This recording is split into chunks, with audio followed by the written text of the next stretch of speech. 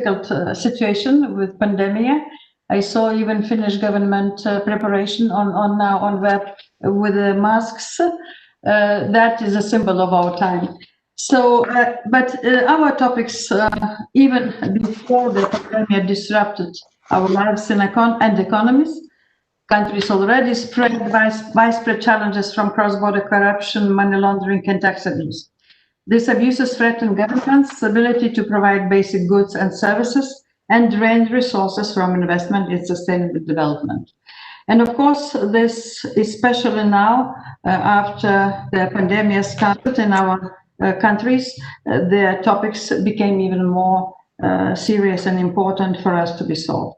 The 74th President of the United Nations General Assembly and 75th President of the United Nations Economic and Social Council established the high-level panel on international financial accountability, transparency, and integrity to achieve the 2030 agenda, with a view to contribute to the overall efforts undertaken by UN member states to reach the Sustainable Development Goals. And that's we call a FACTI panel, and now we are identified ourselves. So this initiative even more relevant now in the current crisis, not only pandemic, but post-pandemic economic situation and political disturbances in some parts of the world. And more than ever before, this time come to step up our collective efforts to stop the drain of resources. And especially it will be actual even after pandemic will stop, which we expect sooner or later. But now we're facing a second wave, and nobody knows how many waves we still have. So in September, the FACTI panel published its interim report. This report reflects the work that the panel has carried out since it was established in March to review and analyze all the gaps, impediments, and vulnerabilities in the national and international systems that allow abuses and related outflows of much-needed resources. So we find the weaknesses, which were numerous, but first, while there are many international instruments and initiatives to address financial accountability, transparency, and integrity, it appears that implementation has fallen short. It is critical for the credibility of international norms that states stand by the international commitments they made by taking concrete steps and actions at the domestic level. Second, we have found that even perfect implementation would not solve all problems. Those intent on abusing tax and financial systems and avoiding rules and regulations would still have ample opportunity and great reward for their efforts. New and creative solutions need to be explored to make the systems for financial accountability, transparency, and integrity more comprehensive and ultimately more effective. Inadequate global economic governance holds back progress towards the common goals of financing sustainable development. So the panel finds that lack of trust and inclusivity pervades our systems, undermining implementation of existing rules and preventing better ones from being made. So why we engaging with you today? Because political engagement and political will are needed, and most important, both at the national level for embracing reforms that might be politically difficult, and at the international level for reaching a shared understanding of the challenges and the best ways to resolve them. I just want to remind Lady Marie, especially you, to mute yourself, because we are hearing what you're doing. So this is the reason we organize this virtual regional consultations today. It is the first one of a series that will take place throughout the month, November, and will include the regions of Asia Pacific, Africa, and Latin America, and Caribbean. So, dear Excellencies, in this high-level regional consultations, for us, the utmost important to hear from you about preferred means to address the shortcomings in the existing frameworks. The aim is to help develop political consensus on joint actions by the international community to promote financial accountability, transparency, and integrity across all three areas of the panel's work.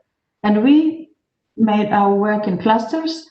First, cooperation in tax matters. Second, accountability, public reporting, and anti-corruption. and international cooperation and settling disputes.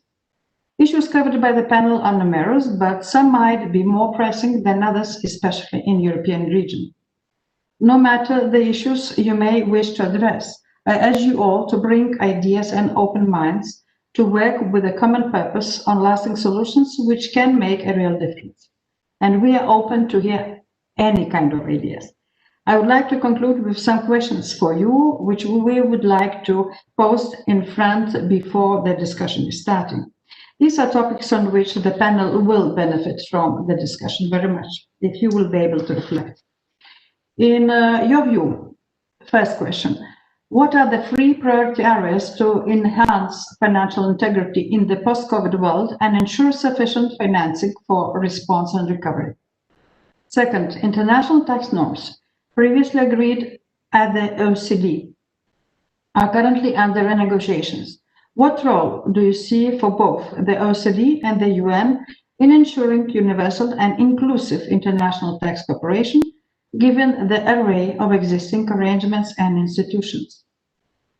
Third, in advance of the forthcoming FACT strategic review, what are the main measures needed at all levels to clamp down on enablers and enhance financial integrity? Fourth, the volume of asset returns accounts for only a tiny fraction of the proceeds of corruption laundered worldwide. What innovative, concrete and balanced solutions could be adopted to accelerate the recovery and ensure effective accountability and transparent return of assets? So that's four groups of our interests we would like, if you can, to reflect in our discussion.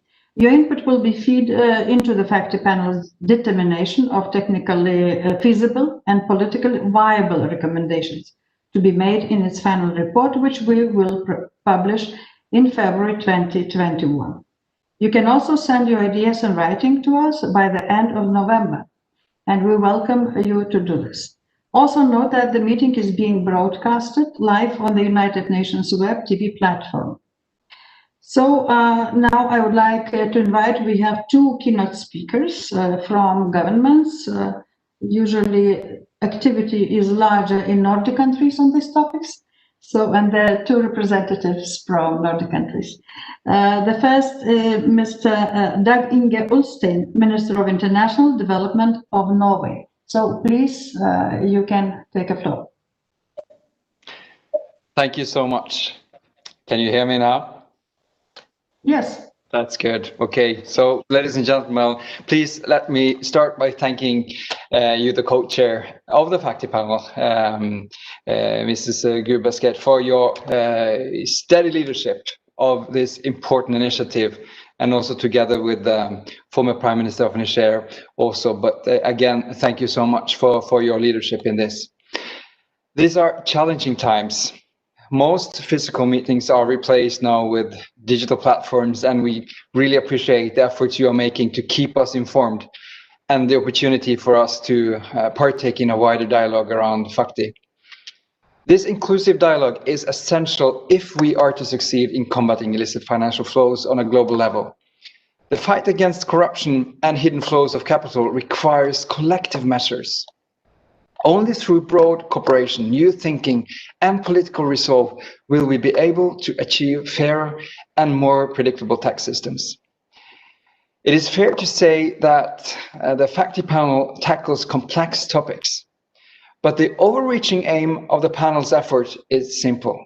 It points back to our central objective of poverty reduction and the need to mobilize resources to achieve the Sustainable Development Goals.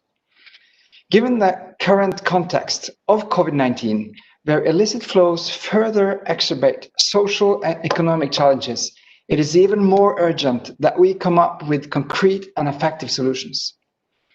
The FACTI panel's interim report describes how financial secrecy and illicit financial flows can take many forms. However, as the report clearly spells out, the drain they cause on resources are enormous. Regardless of how we measure illicit flows, the result is always the same.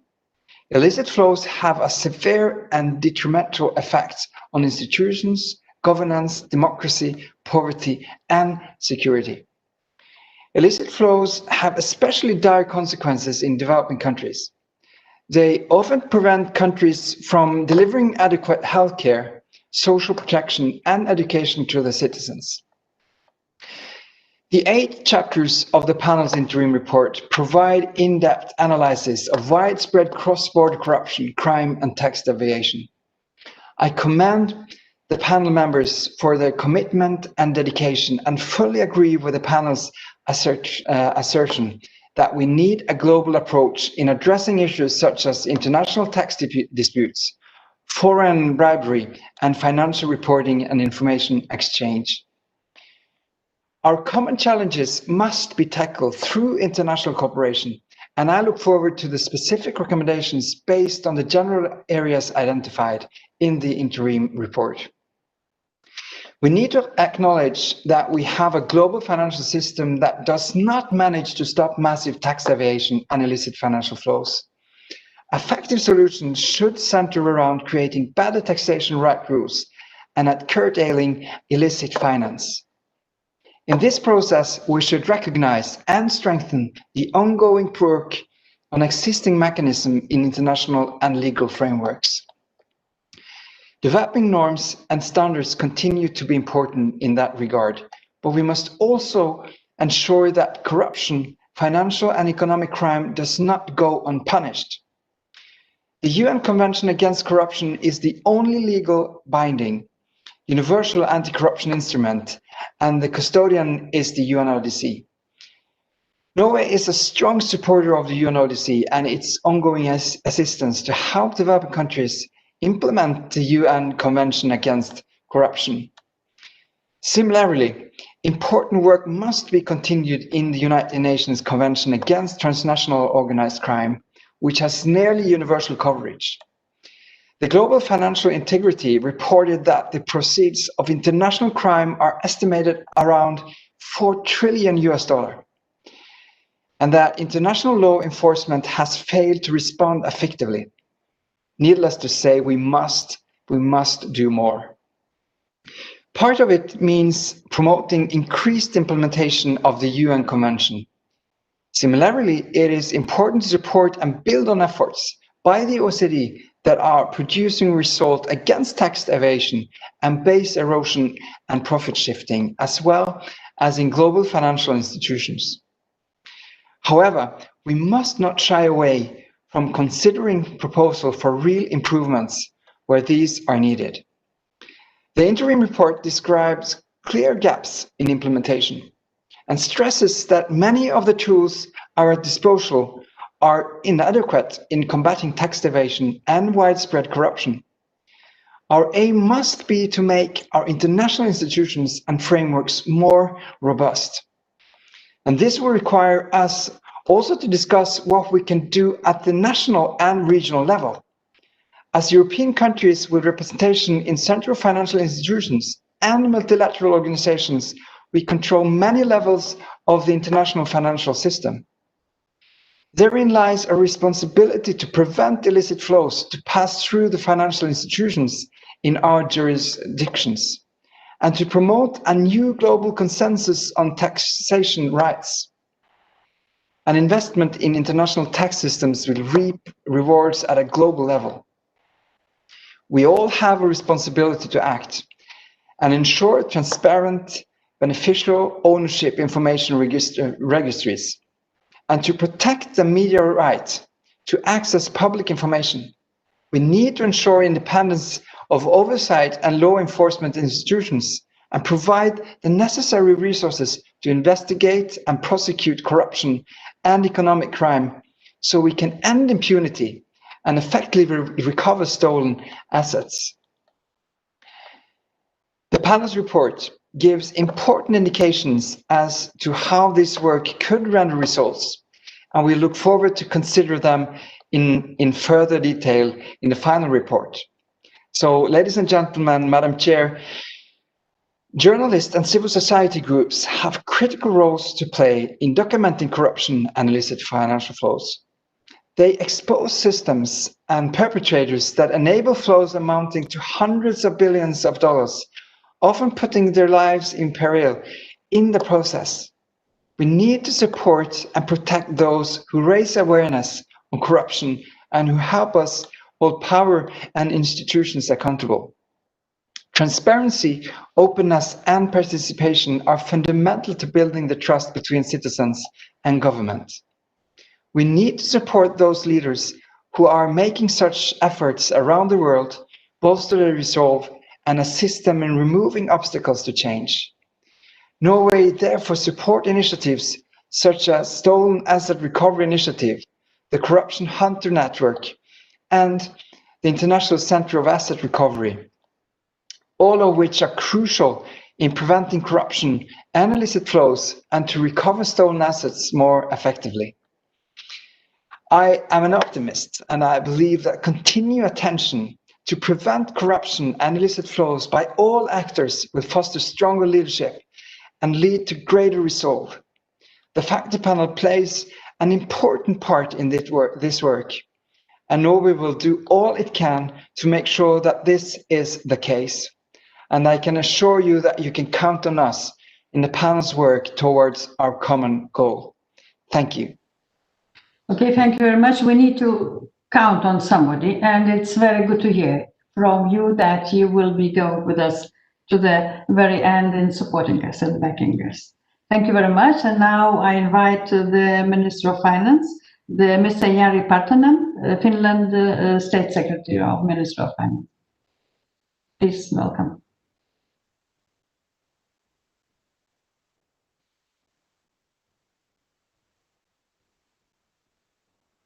I do saw preparation of them. Do you hear me? Now, yes, please welcome. Okay, Madam Chair, distinguished leaders and experts, it is my great pleasure to address this important consultation. In Finland, we have a long experience on building a welfare society founded on shared values and a strong social contract between the government and the citizens. Individuals and companies can trust that the government not only taxes them but also delivers value for the revenues collected. An economy of well-being where public services, social protection and infrastructure are enhancing the productivity and social cohesion to the benefit of all citizens and companies alike. Taxation is a key instrument in our current government toolbox. Hence, a full chapter in the government's program is dedicated to the topic of taxation in a changing world. It raises concerns and opportunities very similar to the ones raised by the UN FACTI panel, including following. The globalized economy and technological progress are threatening the rational main function of taxation, financing the services and benefits of societies. The main problem with the current tax system is that regulation remains largely national, even as capital moves freely across borders and enterprises internationally.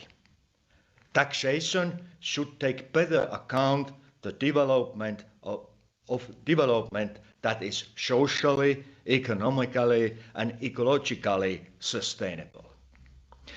We think that Finland must participate in ending harmful competition over tax bases with a commitment to a common and fair rules within the frameworks of the United Nations, OECD and the European Union. This will benefit us, which has refrained from such competition and therefore consistently supports cooperation. Dear friends, The longer-term theoretical objective should be taxation of corporate groups as a single entity. We must first tackle aggressive tax planning by strengthening the tax base and by preventing tax evasion connected with international investment activity. Both national and international measures must be taken to combat the grey economy.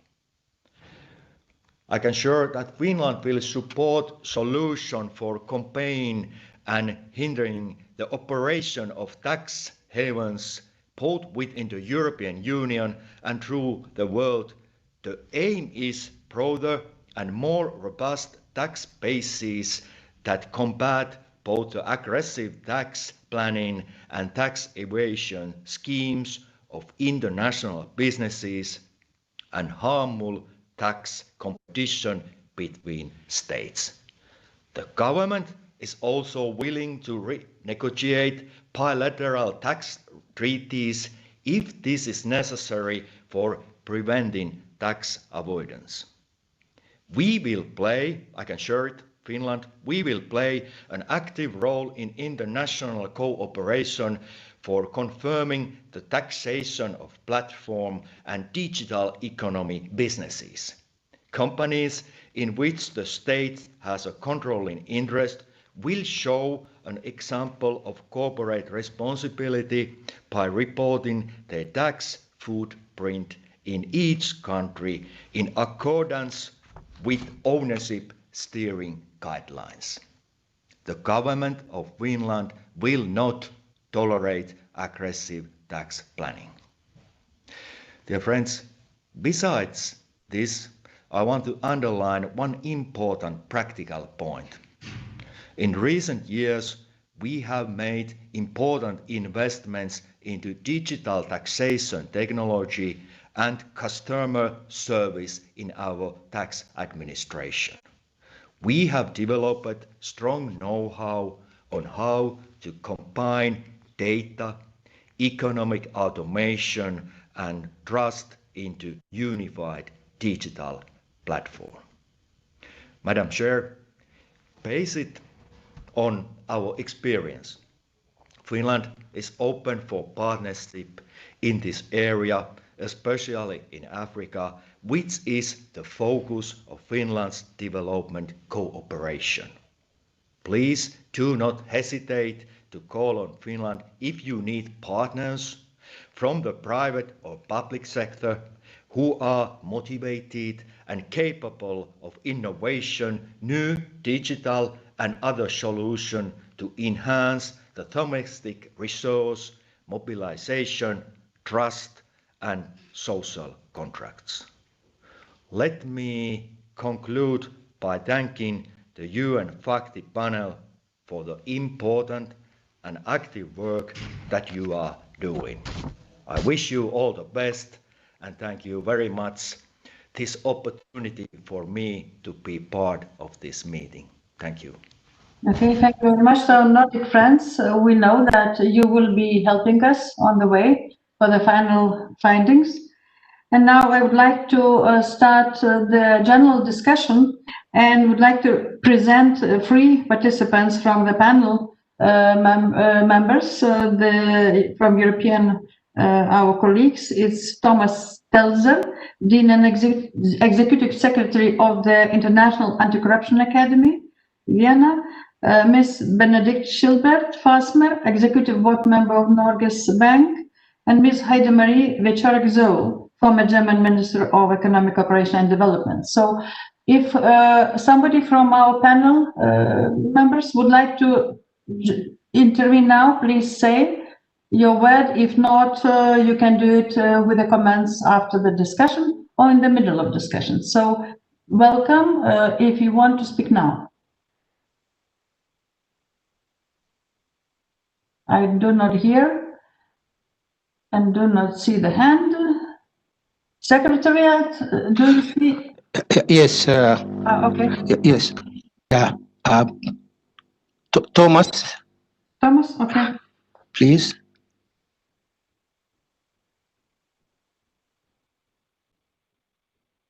and we received a message from Benedicta that she's having some technical problem, shouldn't speak. So it will be Thomas and Heidi Marie. Thank you very much, Thomas. My name is Thomas Stelzer. Thank you very much for the introduction. I'm the Dean of the International Anti-Corruption Academy and one of the European members of the panel. I thank the two high-level participants very much for their statements and for their support for our work and for our interim report. We have listened to many regional groups drawing up this report, defining gaps in our work. Now we're in the second round of coming up with clean recommendations for the final panel to fulfill our mandate, how to help states to raise more money for the implementation of the SDGs. Now, of course, our recommendations that will be contained in the final report are supposed to be technically feasible, politically viable, have a direct bearing on releasing resources for sustainable development goals. I will be very short because we have a long list of speakers and we are here to listen today to our European partners in coming up and entering the second round. My academy is a very pragmatic institution. We're here to help facilitate implementation of the Convention, of the UN Convention Against Corruption, UNCAC, through capacity building and technical assistance, mainly in the field of academic education. So this is very practical, and much of what we are doing is practically assess what is out there, not to reinvent the wheel, but to see with what we can do with what we have already achieved by better implementation. I stop here. I'm looking forward to listen to the contributions of this important panel. Thank you very much. Okay, thank you very much, Thomas. And if Heide Marie would like to introduce yourself?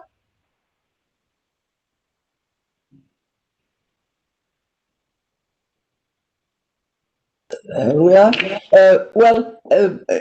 the context, I would come in when colleagues and speakers have asked, made their position. I'm used to be the former Minister for Economic Cooperation and Development, and I'm a member also in the Council for Sustainable Development, which is giving counsel to the German government.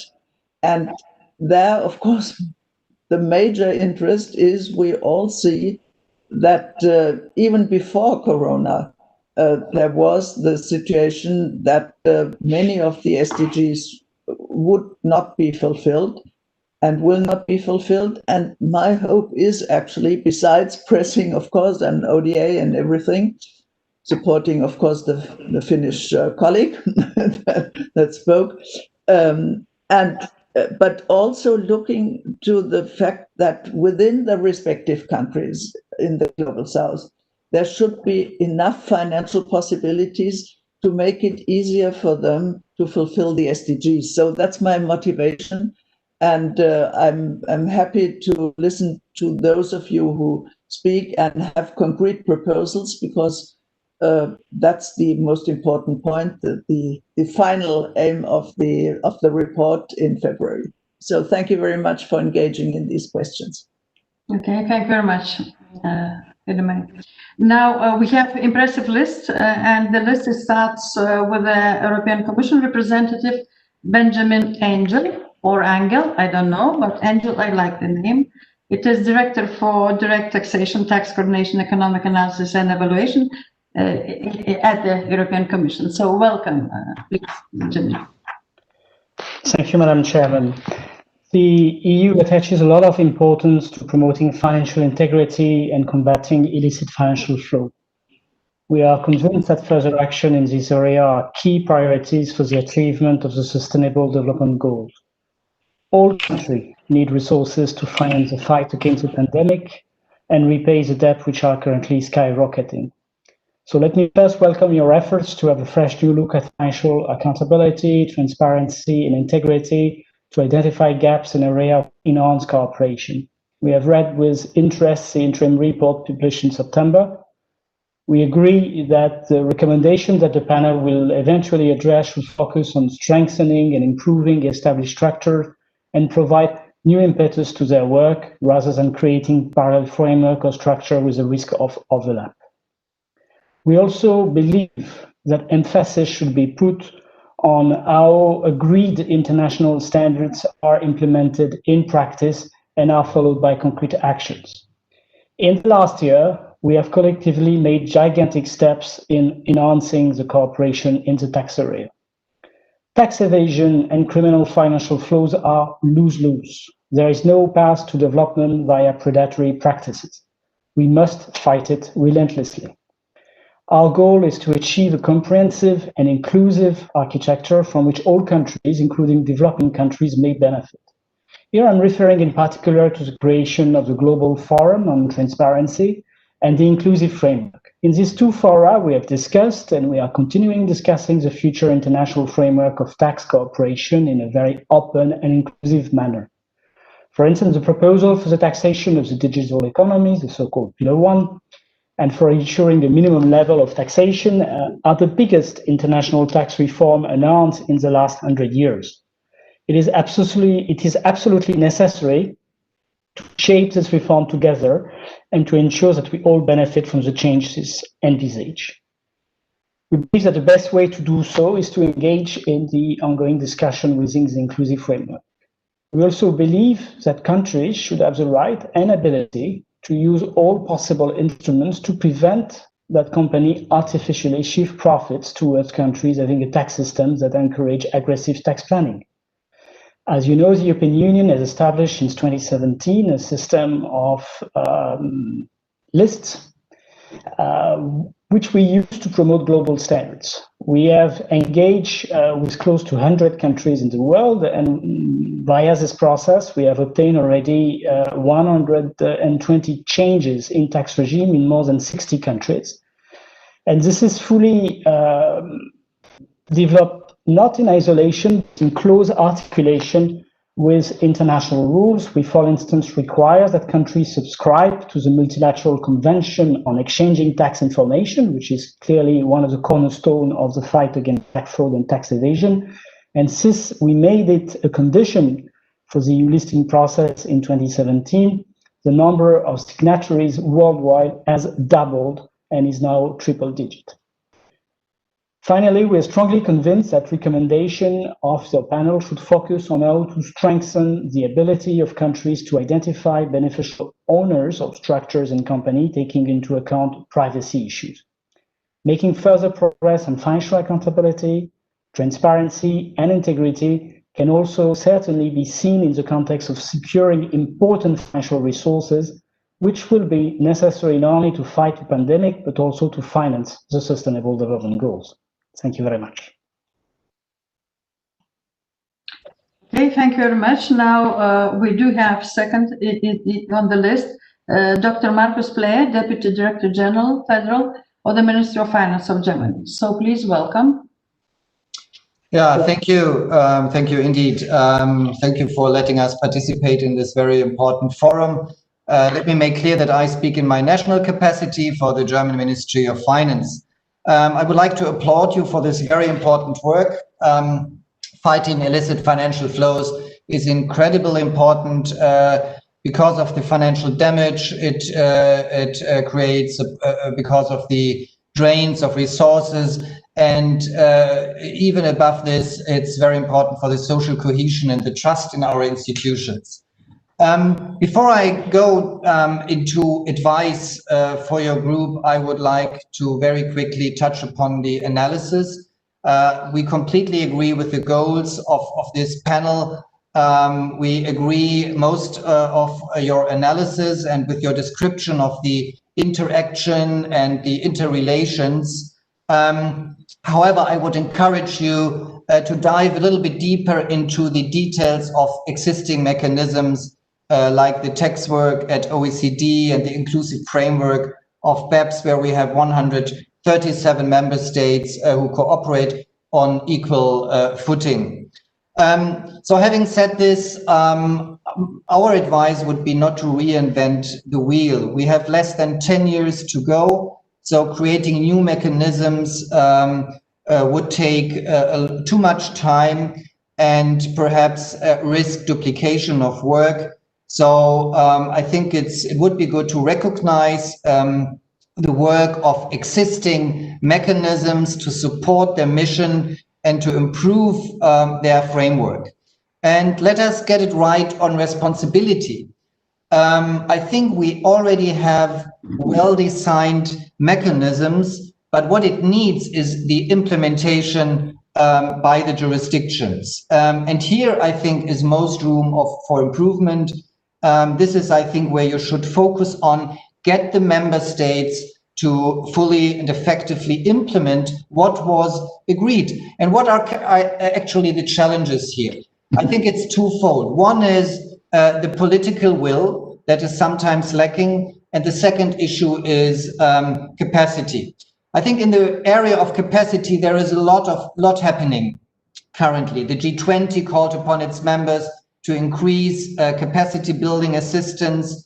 Germany is doing a lot here by secondments, by training, by technical assistance via GIZ.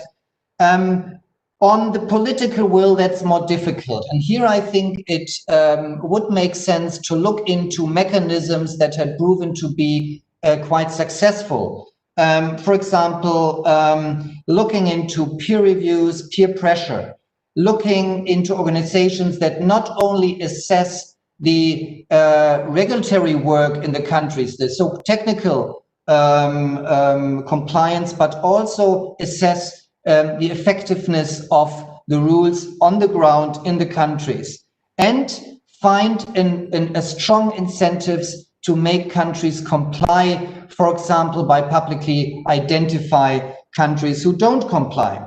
So one regime that works very well is, for example, the FATF regime. One could think whether this regime is applicable also to other mechanisms. And to take out, when you do that, to take out the flaws of the current regimes,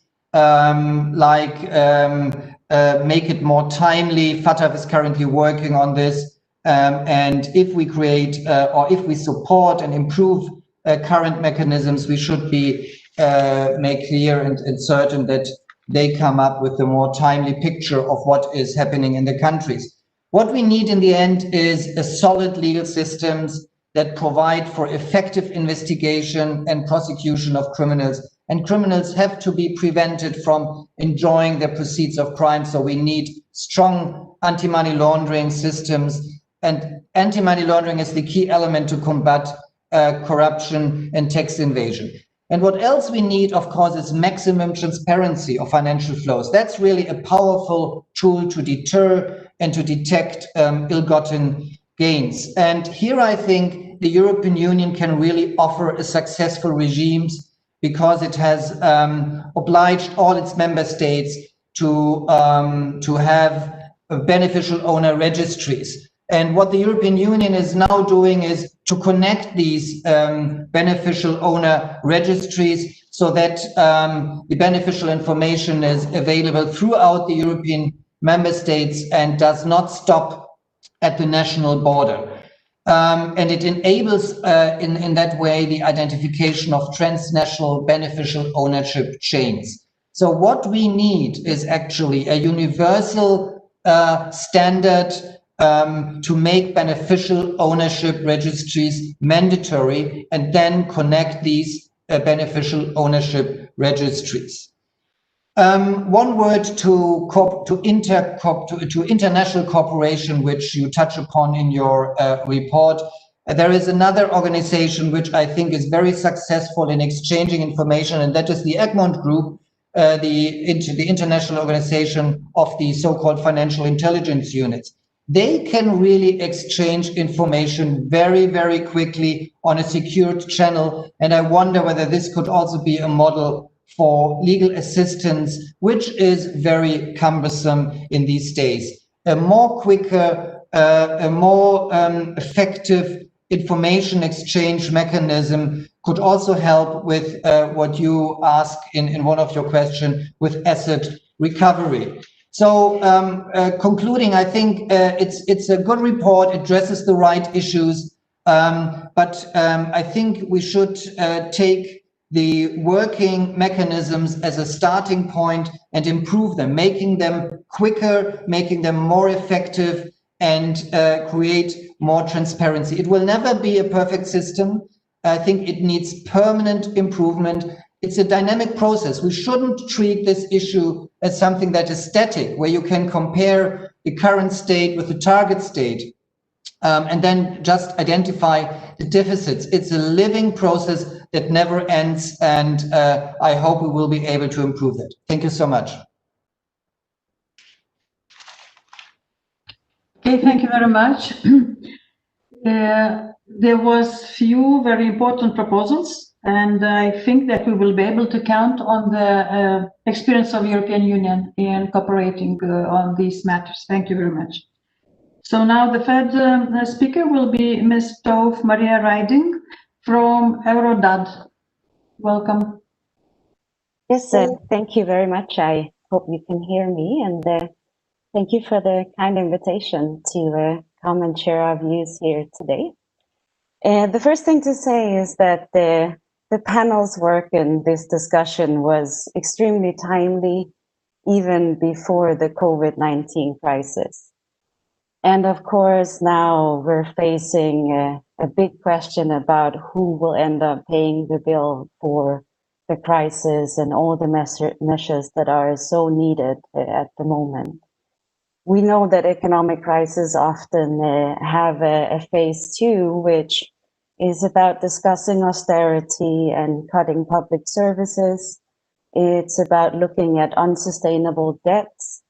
And it's about looking at who has to pay more tax to cover the deficits. And of course, as civil society, we are afraid that some of the problems we saw in the last financial crisis will end up being repeated, that we'll see regressive taxes that impact harder on the poorest and women than they do on the wealthy. And also austerity, including cuts to healthcare services, which is one of the reasons that we are so vulnerable to the current pandemic. So this is just a way to say that this discussion has never been more important, and the public interest in this discussion is, of course, as high as ever. And to start with one point where I agree with the previous speaker, I also think that from Europe, we have some successes that we can share. Indeed, I completely agree that the proposal to have owners of companies be registered in public registries, simply saying that if you own a company that is operating in our society, then you should register yourself in a public registry. That was an important decision. We still have some EU member states that need to implement this decision. So let's not pat ourselves on the back before we really have public registers in all member states. But this was a really important step forward. We also need to look at other types of vehicles that are similar to companies, including trusts, because one thing that might happen is simply that money moves from anonymous companies to anonymous trusts. But this was a very important step forward. Another point where we can share some very positive experiences is on letting citizens know how much multinational corporations pay in tax in each country where they operate and how much business activities they have. Now, in the EU, we only have this for the banking sector, but it was introduced in 2013, and we already have experiences about what the effects were. And of course, first and foremost, the effect is that we can see the disconnect between where the corporations have their activities and where they book their profits. And we can, of course, also see that in some instances, there are corporations that pay extremely low amount of taxes. So this is a mechanism that needs to be expanded and used. It's extremely valuable. And of course, also in the European Union, we also need to expand it beyond just the banking sector. But this is an important example of a very, very important step forward. Then there's one more area where we have important experiences in Europe, and it is about access to banking information. Automatic information exchange has meant that the tax administrations in Europe get a lot more information than they used to. And this is the information they need to stop tax evasion and to collect taxes for their country. But this gets me to the elephant in the room, because if we look at which countries are currently receiving information automatically, there is a very big difference between the wealthier countries and the poorer countries. Especially if we look at the least developed countries, it's very, very hard to find examples of least developed countries that receive any information automatically. And there are a number of reasons for that. And one of the reasons is that it is very, very administratively heavy to get automatic information exchange. And it is still also a political process where countries need to negotiate bilateral agreements. Now, the problem that this shows is that when the least developed countries are not at the table, when the global standards get negotiated, and in this case, it was an example of a standard that was negotiated at the OECD and G20, then we end up with two problems. One is a political bias, where the interests of the least developed countries have not been taken into account.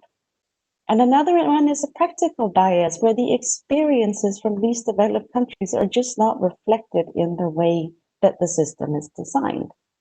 So this brings me to the big elephant in the room that I'm sure you're not surprised that I want to mention, is that as Europeans, we cannot keep justifying that we're saying that global tax standards should be negotiated in a forum where we don't have all countries at the table.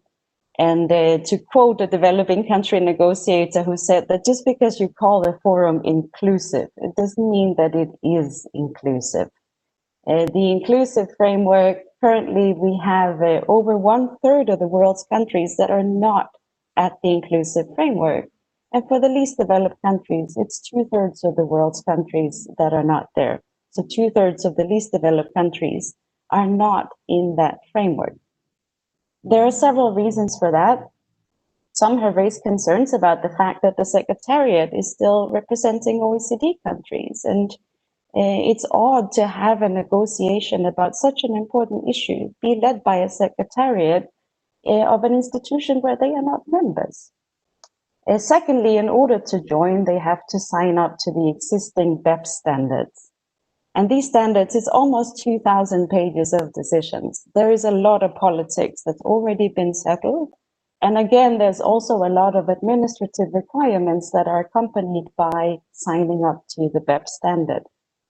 And thirdly, as some of them are also highlighting, even OECD countries were not happy with the BEPS standards. They are also taking unilateral measures and considering digital services taxes and still raise concerns about the fact that multinational corporations are avoiding taxes. So there are numerous reasons why some developing countries have chosen not to join the inclusive framework. But as Europeans, we really have to look at ourselves and say, look, we have the United Nations. When we are negotiating both global climate agreements or sustainable development goals or human rights or gender equality, we have an urge to go straight to the United Nations and make sure that everyone is at the table. And this is the right way to approach global problems. Global tax standards are no different, and we have to stop justifying that decisions on global tax standards are made behind closed doors and are led by an organization that represents a very small group of countries. It was a question what we think the role of the United Nations and OECD is, and just to say that the OECD is very good at representing OECD countries and working on solutions for its members. And the United Nations is good for doing the same. The difference is that at the United Nations, we have near universal membership. And just on the timelines, I know that there are some suggestions to have a UN negotiation on global tax standards be a long-term goal. It's difficult to understand that because we have the United Nations. It is established. It has been set up to solve global problems. Economic issues is very clearly within the mandate of the United Nations. We have all of the world's countries that are set up with permanent representations at the United Nations.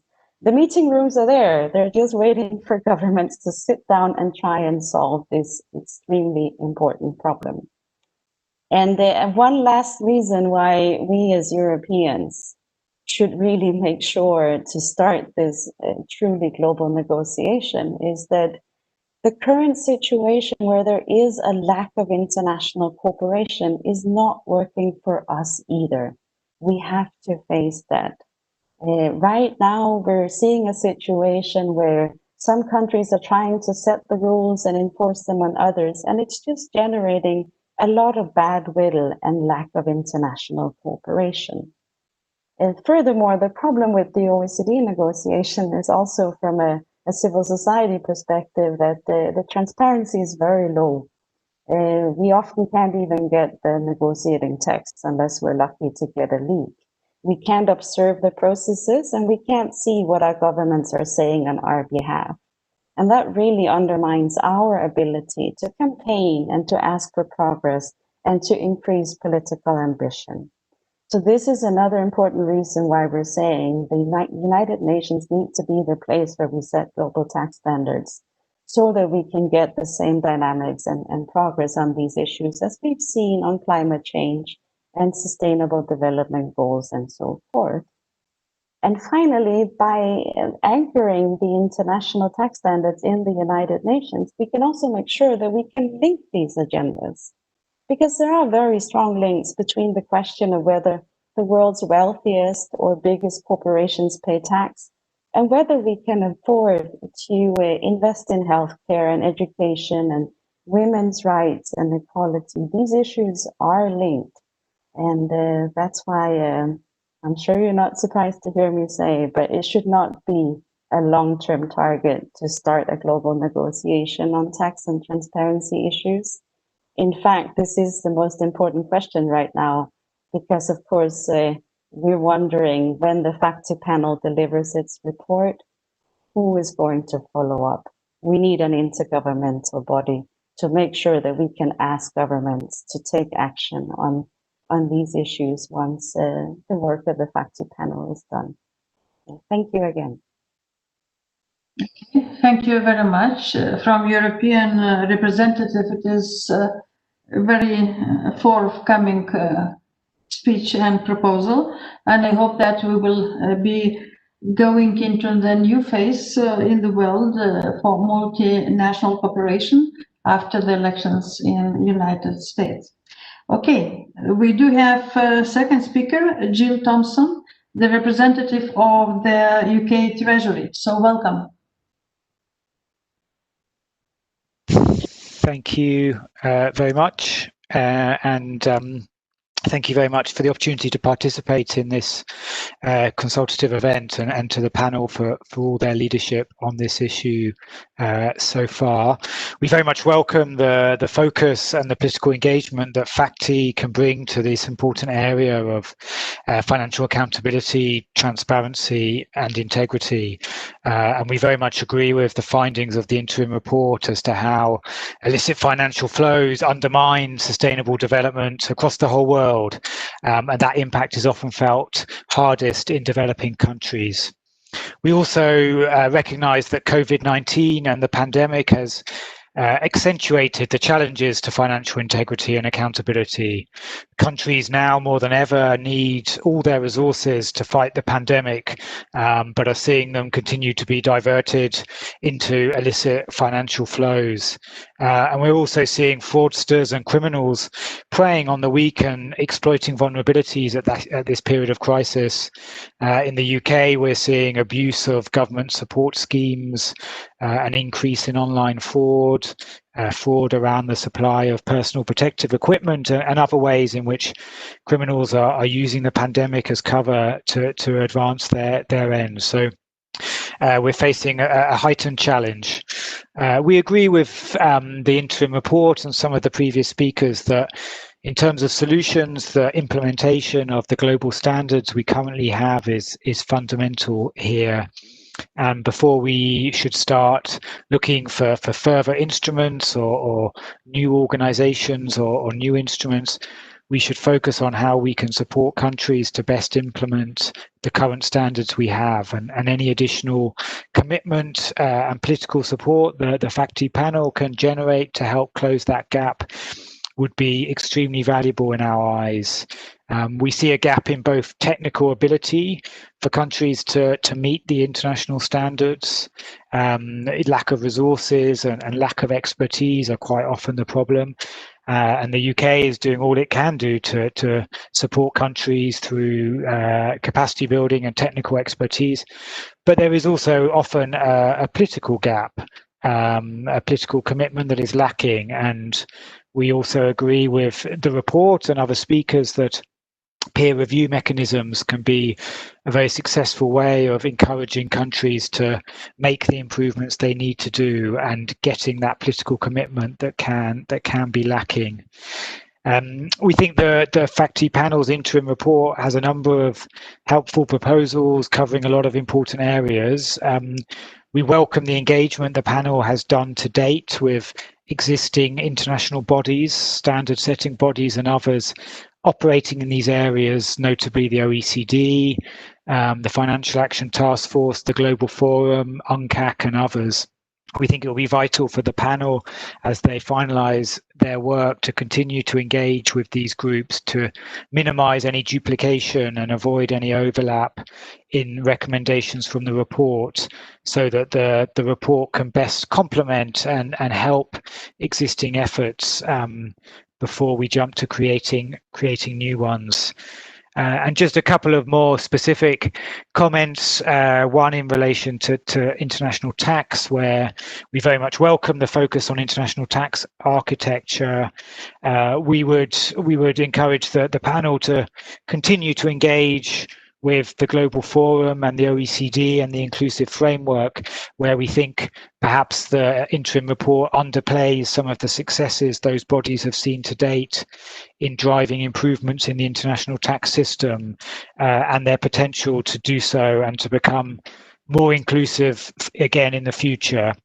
On illicit finance and money laundering, we very much welcome the focus on professional enablers, beneficial ownership transparency, asset recovery and international cooperation. These are all fundamental problems in international money laundering that Financial Action Task Force and others are trying to tackle. And there are a number of projects underway within the FATF on all of these areas that should be the focus of our efforts. On beneficial ownership transparency, in particular, echoing the comments from my German colleague, the UK has tried to demonstrate global leadership on the use of registers as a means to enhance the transparency of company beneficial ownership information.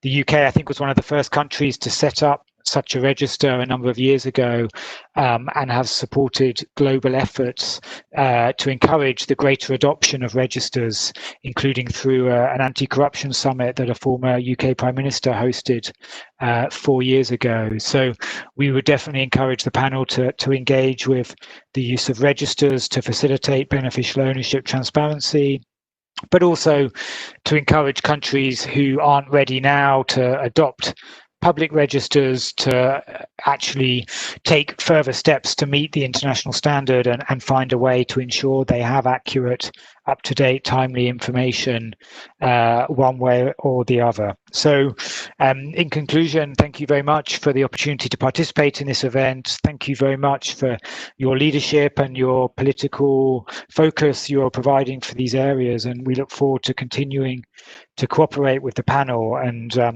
we encourage the panel as far as possible to see how it can complement and support these existing efforts underway in implementing the standards that we have. Thank you. Okay, thank you very much. Second on our list is Ms. Rocio Bermudez, Head of the Tax Global Prices and Transfer at Repsol and Vice Chair of the Tax Commission at the ICC. Welcome. Thank you very much, Madam Chair. Thank you very much for the opportunity to participate in this event. Thank you very much for your leadership. And I think it's Thank you very much. Good afternoon, everyone, and thanks for the opportunity of taking part in this regional consultation. As the Madam Chair said, I'm Rocío Bermúdez, Tax Global Practices and Transfer Pricing Senior Manager at Repsol, which is a global multi-energy company headquartered in Spain. However, I'm here today in my capacity as Vice Chair of the International Chamber of Commerce Taxation Commission. ICC is really grateful for the opportunity to provide reflections from the private sector perspective with respect to the UN FACTI Panel Interim Report, and more particularly on the elements related to international cooperation and tax matters. The International Chamber of Commerce is institutional representative of over 45 million businesses in more than 100 countries and a permanent observer to the United Nations General Assembly.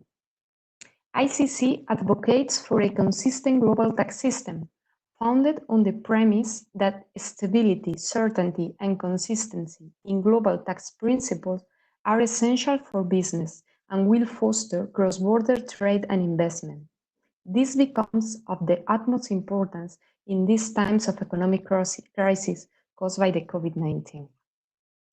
ICC recognizes the importance of international tax cooperation as emphasized in the Addis Ababa Action Agenda, which should, and I quote, be universal in approach and scope, and should fully take into account the different needs and capacities of all countries. In this respect, ICC encourages the close cooperation of all stakeholders, including partners in the platform for collaboration on tax, namely the OECD, the UN Committee of Tax Experts, the International Monetary Fund, and the World Bank Group, in joint and close dialogue with businesses to ensure synergy and a sense of joint ownership for cooperation.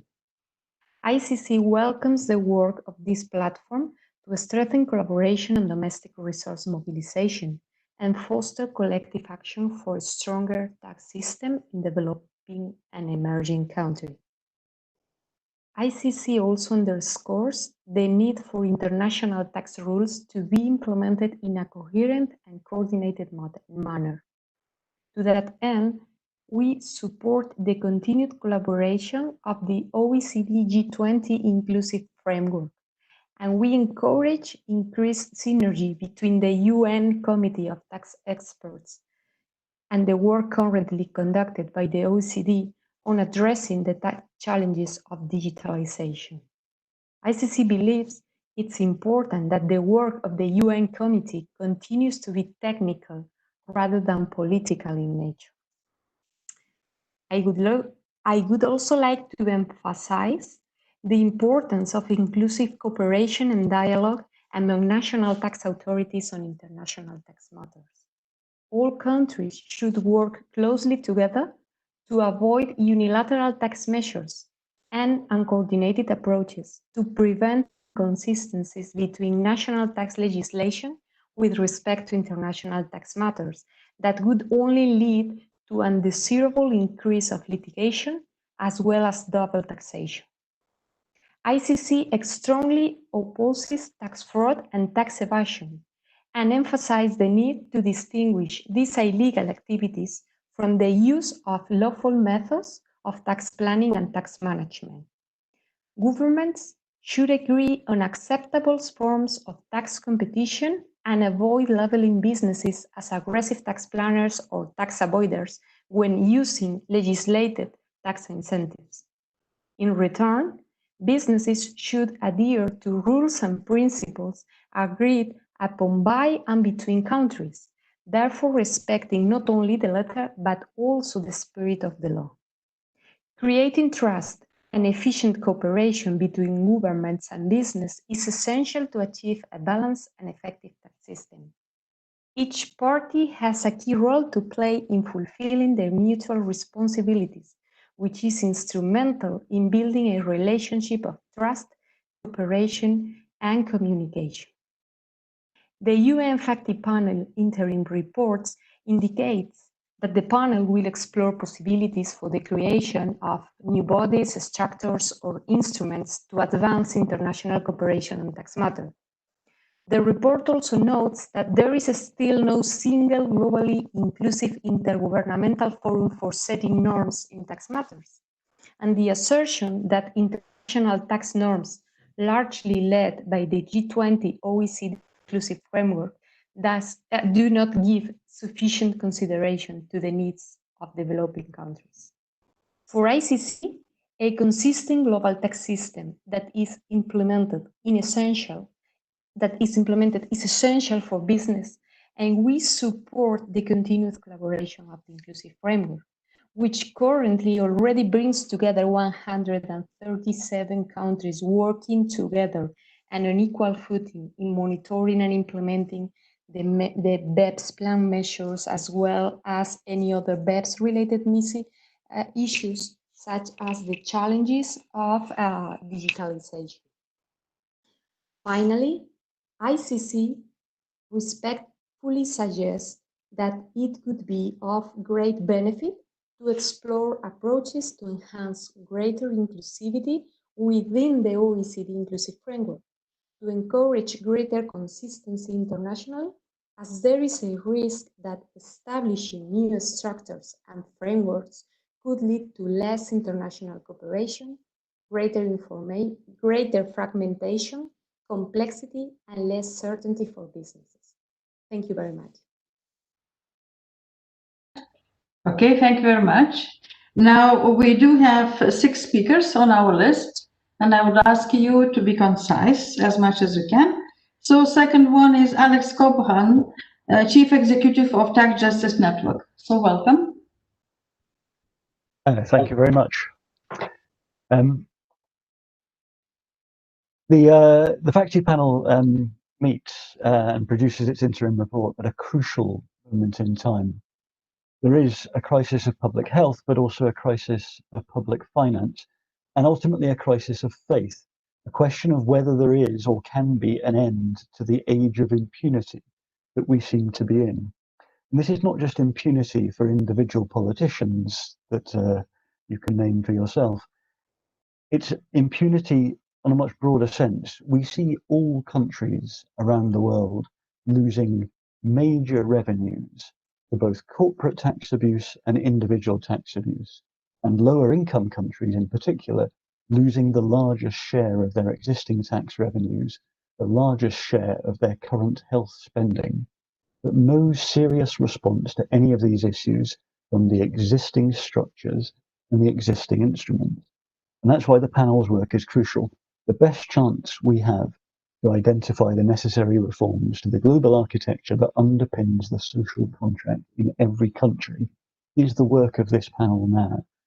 And there's a short or possibly short window of political opportunity into which the panel has arrived with perfect timing. You have a moment and we need to get it right. So the question that the FACTI panel proposes or poses in the interim report is the critical one. Should we aim to reform the current structures and instruments, or should we develop new ones? Now, you've heard in this consultation, and I think it may be the single loudest message you hear in this consultation, many particularly Western European government voices and business taking the reform position. Everything is kind of okay. Let's not do anything in a hurry. We'll get there little by little. Because these are the governments and the businesses that have disproportionate power in the current structures. So we should take these views with a very heavy pinch of salt. In fact, we know the current arrangements are not only not inclusive, they're not even effective for the countries who are included. One area of agreement, I think, as the statement from Germany highlighted, is a consensus on maximum transparency, but this must be fully inclusive. We have finally now arrangements for what the Tax Justice Network originally proposed back in 2003-4-5, the ABC of transparency. A, for automatic exchange of information about financial accounts, B, for beneficial ownership transparency, and C, for public country-by-country reporting for multinational companies. We have some beneficial ownership transparency. That needs to go much further. On the automatic exchange and the country-by-country reporting, we have arrangements that disproportionately favour OECD countries and exclude most lower-income countries. This cannot be effective. It is certainly not inclusive, and there is no reason to expect this to improve significantly unless we change the structures. Of course, transparency alone is not enough. We must change the rules as well, not least on tax. Now, we've seen the OECD some 8 years after the globally agreed goal that we must reduce the misalignment between where profits are declared for tax purposes and where multinational companies' real activity takes place, having made almost no progress. The Pillar 1 proposals, which address this point head-on, are projected by the OECD itself to potentially reduce revenue losses by $5 to $12 billion. That's as a proportion of total losses that the OECD itself estimates at $240 billion a year. In other words, after 8 years, the proposal is to reduce revenue losses to corporate tax abuse by something between 1/20th and 1/48th of the size of the problem. These are not serious solutions, and we should not expect this process to bring us anything better. In addition, those benefits, if they were even to occur, would go disproportionately to, yes, OECD member countries. We need new structures and new instruments now, and there are 3 elements that the FACTI panel should focus its efforts on, all of which could be approached through a UN tax convention. The first element must be the multilateral and fully inclusive introduction of the ABC of transparency, automatic information exchange, beneficial ownership transparency, public country-by-country reporting that includes every country in the world and does not keep data only for OECD members. The second element, a UN Centre for Monitoring Taxing Rights, to produce every year, using that data, an analysis of the extent to which taxing rights are or are not being taken from countries at different income levels in different regions. Next week, the Tax Justice Network will publish with the Global Alliance for Tax Justice and Public Services International a new annual report, The State of Tax Justice. This will provide country-level estimates of the revenue losses to both corporate and individual tax abuse, and we hope drive political accountability and drive this conversation forward. But ultimately, this is a UN responsibility, and this should be taken into the UN system in a new centre to do this. Finally, and perhaps most importantly, we've seen the OECD fail to deliver effective or inclusive corporate tax reform. This UN tax convention must also be a body to ensure the creation of a UN tax policy forum. The UN tax committee, even without intergovernmental status, has arguably done more already this year to fight digital tax abuse than has the OECD in 8 years. We need a fully intergovernmental and completely inclusive UN body.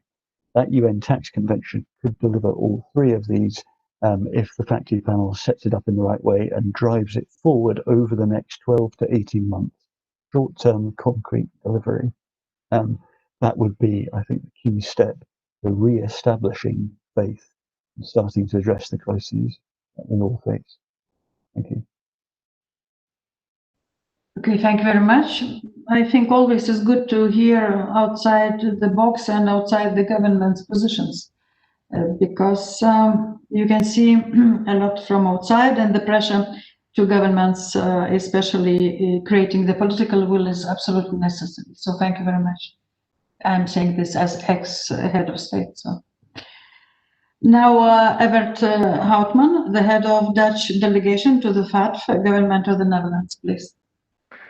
Thank you very much, Madam Chair, and thank you for this opportunity to comment on this important interim report. In my intervention, I would like to make a few suggestions based on the experience of the Netherlands. This will focus on integrity issues. The Netherlands also plans to provide additional written input, which will cover the other papers and topics. Many of the papers point to the challenges of sharing information between authorities. For instance, the paper on beneficial ownership. it is stated that information requests may demand many resources. In the Netherlands, we have a number of successful partnerships between organizations, both within the public sector and public-private partnerships. The way they operate might be a solution for these gaps, which are mentioned in the papers. Once such partnerships are set up, they save time and money. Moreover, they substantially improve the effectiveness of investigating and prosecuting cases such as money laundering, terrorism financing, tax evasion, and corruption. We have a couple of examples, but in the interest of time, I'll just mention one. This concerns our Financial Expertise Center, FEC. The FEC is a partnership between authorities that have a common task in enforcing the rules governing the financial sector. These tasks include supervision, monitoring, investigation, and prosecution. The FEC strengthens the integrity of the financial sector by taking preventative and proactive measures against threats that could affect this integrity. For instance, the partners exchange data about current developments, threats to integrity, or case positions for which a decision on enforcement is desirable. The FEC is fairly unique since it also has a part consisting of a public-private partnership in which financial institutions participate as well. The public-private partnership covers several task forces, including one on terrorism financing. The partners forming the TF task force share signals and the associated personal details of suspected jihadists.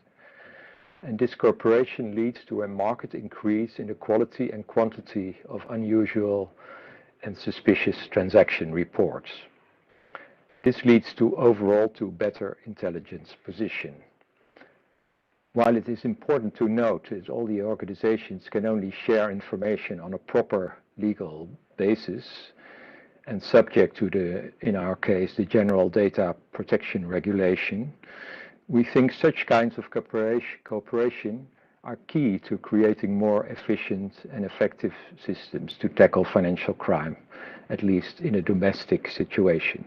And of course, this could also be taken to a more international level. Thank you very much. Short is also very good if it is concise and concrete, but that's as Dutch usually do. Well, thank you very much. Now, second is Stefan Ockmar, the head of the working group Finance at Transparency International, IC. Thank you. Welcome.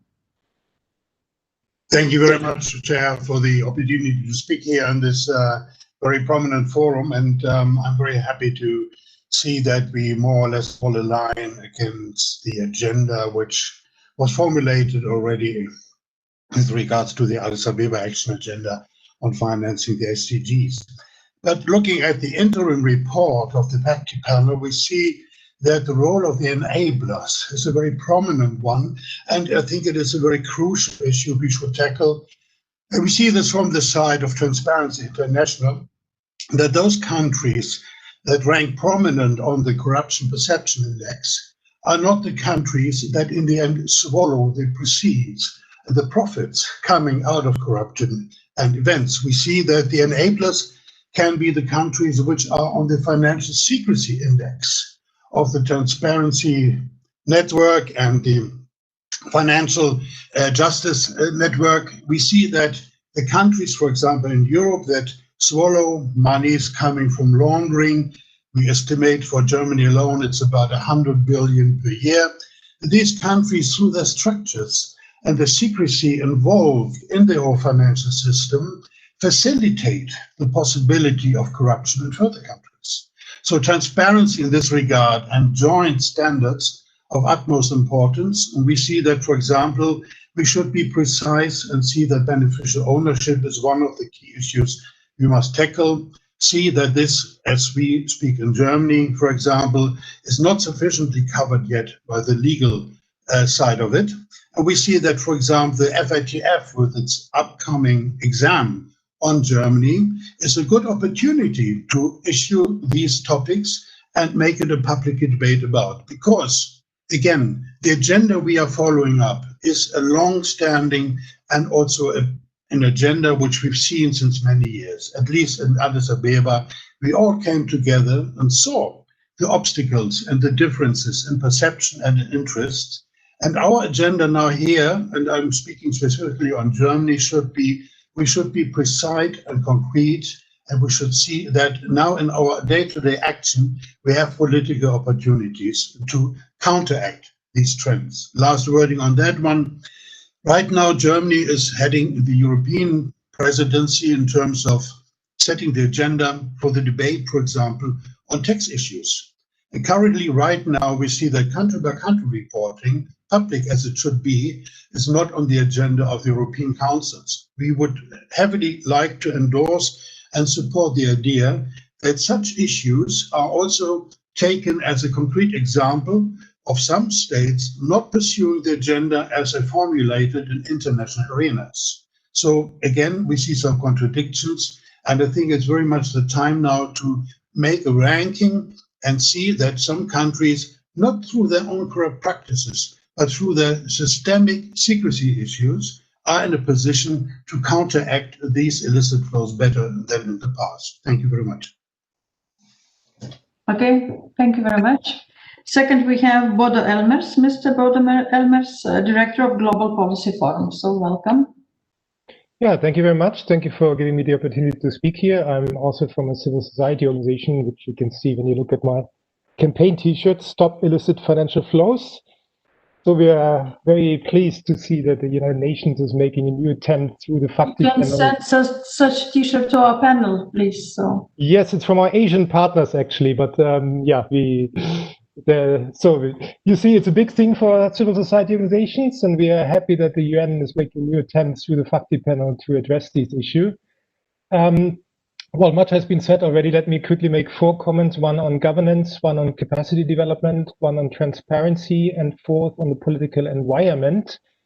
On governance, what has been flagged already, and it's actually known that global tax cooperation, international tax cooperation remains a gaping hole in the international financial architecture, despite some attempts to fill it by some organizations.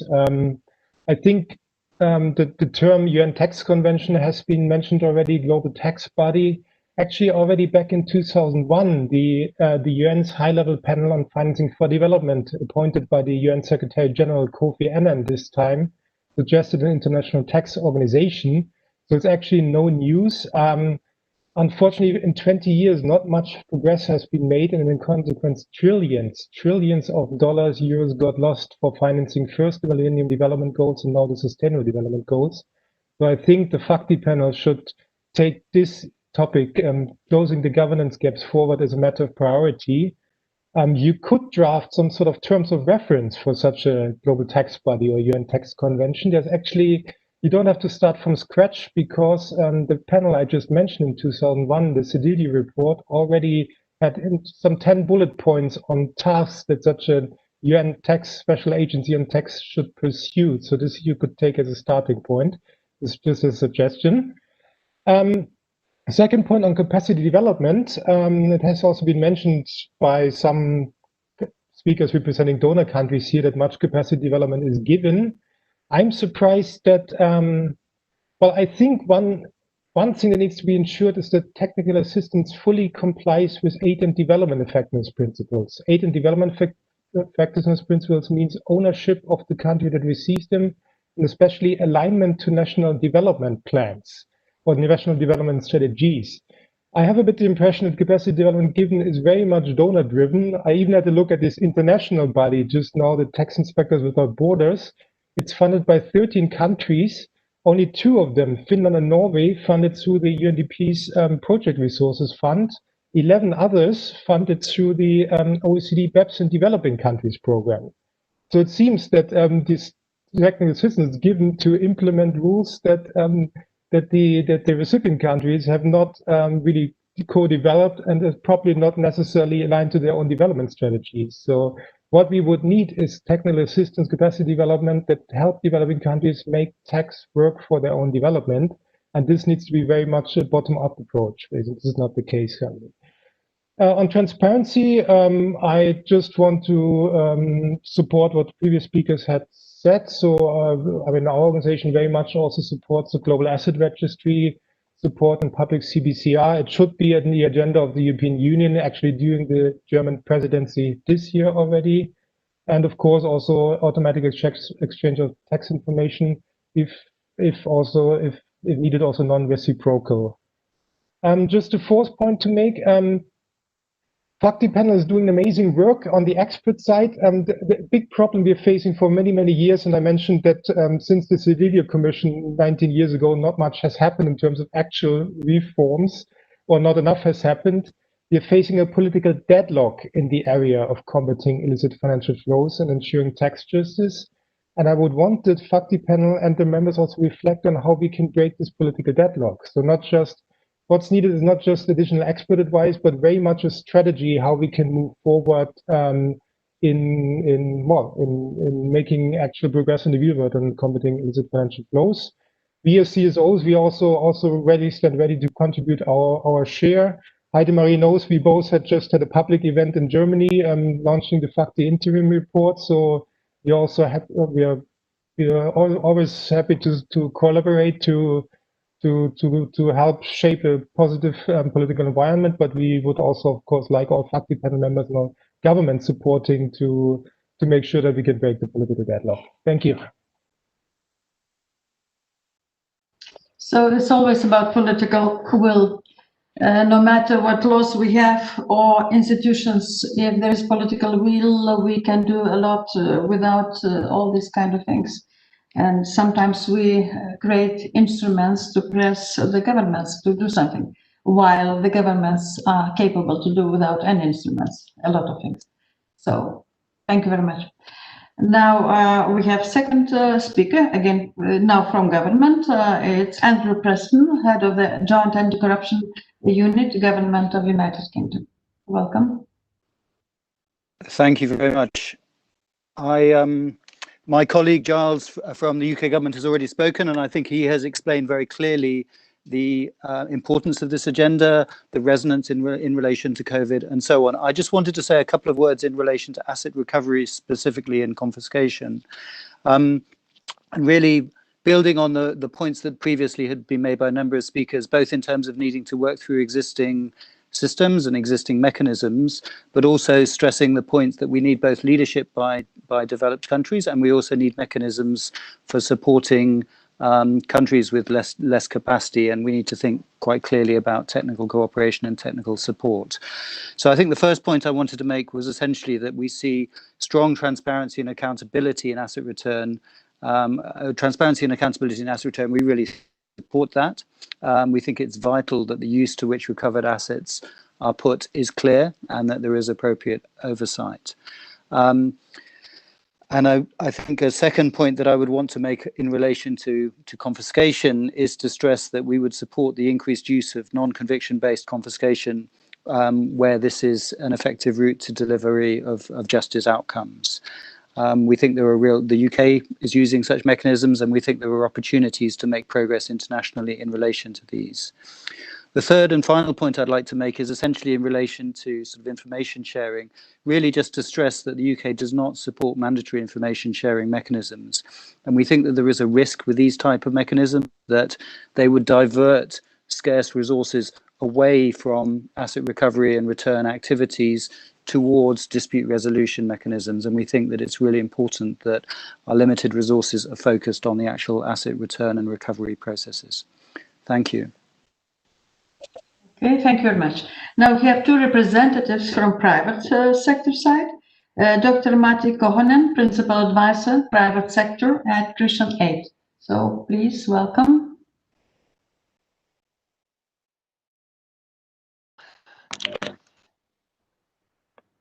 Hi. Hello everyone. Chair, panelists and stakeholders. While my job title says I'm the principal advisor on the private sector, I do work for a civil society organization which Christian Aid represents. And also we are members of the Financial Transparency Coalition, and I'm representing here also a submission made by a coalition of Irish and international NGOs to the United Nations Committee on the Right of Child, which on the 7th of November this year for the first time approved the inclusion of a question examining the human rights impact of Irish tax policy on children in countries of the global south. So where we see real progress and where we see the norms shifting is when human rights frameworks, and especially the focuses on those most marginalized in the world, are put at the heart of policymaking on illicit financial flows and on tax policymaking as an aspect of IFFs. And we are monitoring those. We therefore also support for the call of the UN Tax Convention. We believe the UN is the right place to be discussing tax and IFF related norms, as the illicit financial flows indicator comes from the Sustainable Development Goals, the 16.4.1, which we continue to follow, as well as from the Addis Ababa Action Agenda. It would be important to continue in the same forum in developing future norms that address gaps. And what we have found in our current research already is that unfortunately, illicit financial flows in the area of tax abuses are enabled by certain international treaties, such as double taxation treaties or even bilateral investment treaties may enable them. And we have been looking at some of the cases where laws are mismatched between different states and where a tax treaty can be indeed used to argue against a tax charge, such as on capital gains tax on the sale of minerals, telecoms, or other assets in a developing country setting. Crucially, for the work of the FACTI panel, we refer to the submission to the UN Committee on the Rights of the Child, where we had a look at certain tax treaties where we consider that tax treaties can resolve disputes between different countries on where tax should be allocated. They are often incautiously or exploitatively drafted, and they may be unfairly depriving developing countries of taxing rights. This is an issue that is not currently covered by the OECD BEPS or other current tax norms, and we believe that it should be covered in a UN setting. So we specifically looked at evidence of where this is happening, and we can point out that the IMF in 2014 already in a policy document identified developing countries should be well advised to sign treaties only with considerable caution, highlighting profit shifting and tax avoidance and abuse. The World Bank and IMF economists suggest that African countries may lose from 15 to 25% of their entire corporate income tax revenues when they sign tax treaties with investment hubs such as Mauritius, Ireland, or Switzerland. We then looked at evidence on the level of Ireland, and in 2018, Ireland signed a treaty with Ghana, despite being advised against doing so by Irish Department of Foreign Affairs, who advised that treaties developed and developing countries can lead to capital flowing from developing country to developed country. Aspects of the treaty was signed, although still being ratified by Ghana, are problematic and will lead to revenue loss to Ghana. We do not believe that the current levels of cooperation at the OECD Inclusive Framework or the OECD Global Forum are adequate to deal with these issues. We consider that the island explicitly negotiated to halve Ghanaian withholding taxes on royalties and indeed closely associated technical service fees, thereby opening Ghana to profit shifting into and via Irish companies, particularly through royalty payments on intellectual property. And this is one vulnerability that we consider is in the Irish tax regime and the growing use of Ireland as a hub, as a global low tax hub for locating international IP.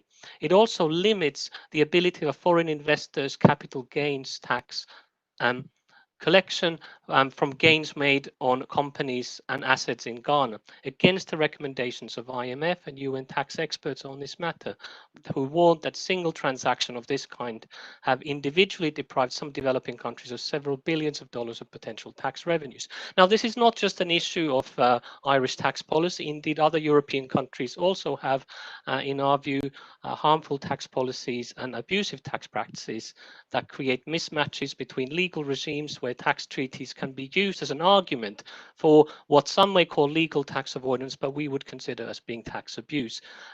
We will further evidence this and make a submission for the FACTI panel's consideration, and we strongly hope that your final report will reflect some of these aspects and have a human rights-based approach on the aspect of illicit financial flows. Thank you. Thank you very much. Now we do have Mr. Sedanius, Global Head of Financial Crime and Industry Affairs at Refinitiv. It's private sector.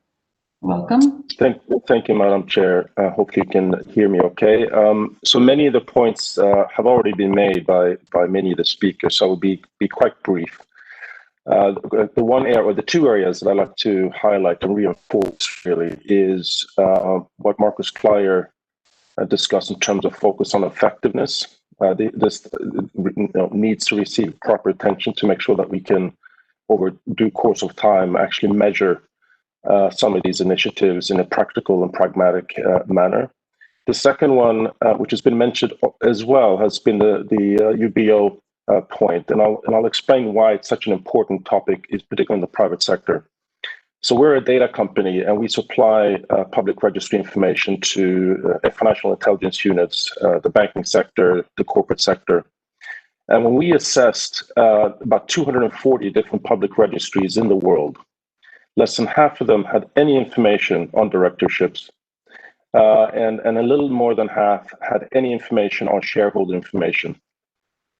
So that's data availability is one piece. The second piece is really verification of that information. Very few jurisdictions really take it upon themselves to ensure that the information is accurate, that it's updated, and also that it's available. Many times, in Europe including, UBOs are behind a paywall that's not accessible to civil society, to NGOs, which can make it extremely restrictive for organizations to really understand the complex and the global nature of corporate legal entities and how they're connected to each other within that network. There's other pieces here about the need for increased data standardization. There's also a piece that's also been mentioned about ensuring that many jurisdictions have the legal framework in place, including data privacy.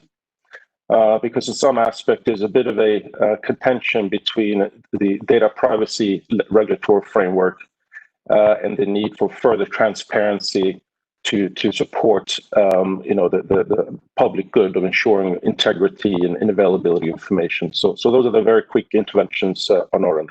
Thank you, Madam Chair. Okay, thank you very much. I do see the last speaker on my list. It's representative from TI Croatia, Davorka Budimir. Welcome.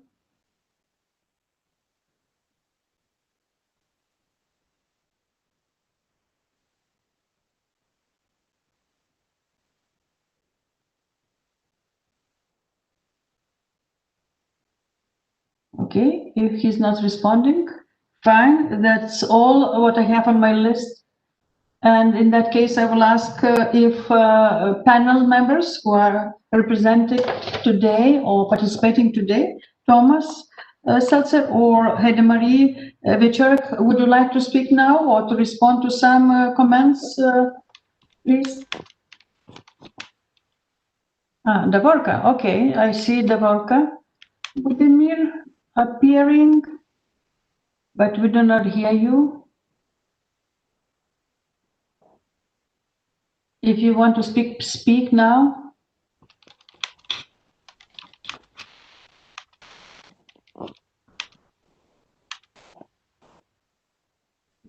Okay, something is wrong, probably with communication. Secretariat, are we still waiting for? Yes, I think she's trying to speak, but we can't hear her. Okay. We can't hear you, Davorka. Yeah. Can see her speaking. I think it's a connection problem. We can't hear you. Okay, and we can't hear him, but I do see his microphone that it is working. Now microphone disappeared. Okay, again. And somebody else hears him, or only me not? The secretariat? No, we can't hear.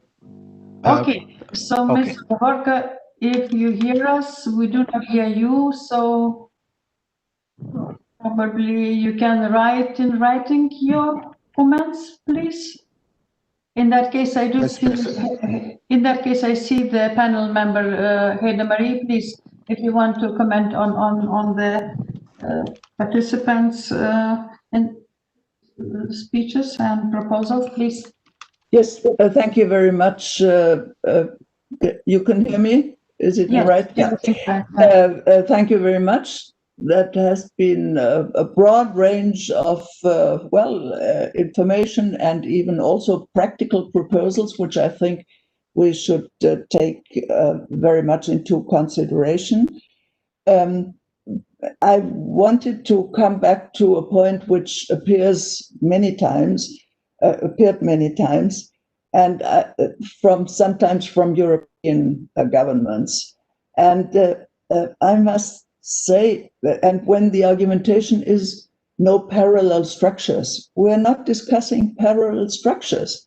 What we do in our panel is to try to see how we can create global tax justice and get enough finances for the sustainable development goals. That's the task.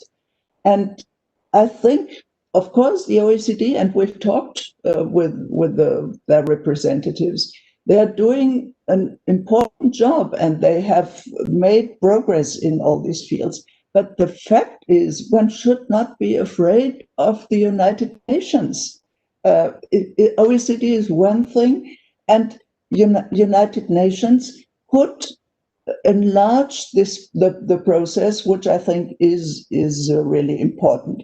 And forgive me for being a bit blunt, because sometimes people from the global south say, and related to OECD structures, saying, if you're not sitting at the dinner table, you are in the menu, and the thing is, indeed, all countries have to be included in processes of tax norms, or else they will not be able to obey them. So I support, of course, all those who have called for such an aspect. And I would think that, for instance, an intergovernmental committee with universal partnership would be a possibility to take on board these positions. And there could be also the present UN Tax Committee could be supportive for this, the job of this intergovernmental committee with proposals and also technical and political help. So you should not be afraid of the UN. We will only fulfill our tasks if we get a process which has the OECD, but also a broader range. And perhaps, and by the way, that was also what some of the OECD colleagues told us when we asked them, is it this or this field? And perhaps the last point, I think all the mentioning of more transparency, automatic exchange. I just take one example. It would be, it's not our FACTI panel, but it would be marvelous if the European Union, when they are working or cooperating with the African Union, would include those questions, the question of automatic exchange, of public country-by-country reporting. So I think don't be afraid of the possibilities, because we could do it together. And I think that would be my conclusion, having listened to all of you. Okay, thank you. Now, Thomas, would you like to speak?